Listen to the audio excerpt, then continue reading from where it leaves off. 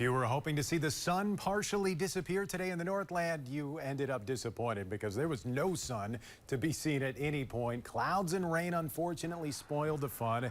Still, there was a big viewing party over at UMD. Northern News Now's Haley Asanovich was there. Haley, were people still excited a little bit? Yes, they were, Dan. They still have managed to have a good time and learned quite a bit in the process. UMD's Marshall W. Altworth Planetarium was packed earlier today with eager community members awaiting the solar eclipse. Students and members of the community crowded into Planetarium to witness the solar eclipse virtually.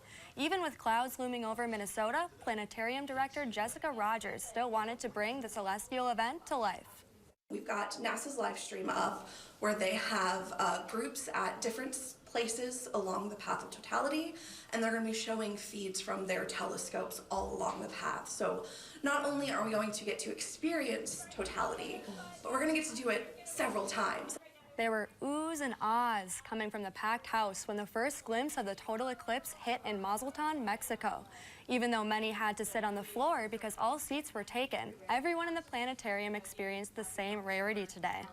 The next solar eclipse is anticipated in 2044 in the northwest portion of the U.S. We still have another chance to break out the solar certified glasses if you're willing to travel. Glad folks over at that party still had a good time today. Thank you, Haley. And by the way, UMD's Planetarium hosts shows for the public. They're free on Wednesdays. The other shows are on Fridays and Saturdays.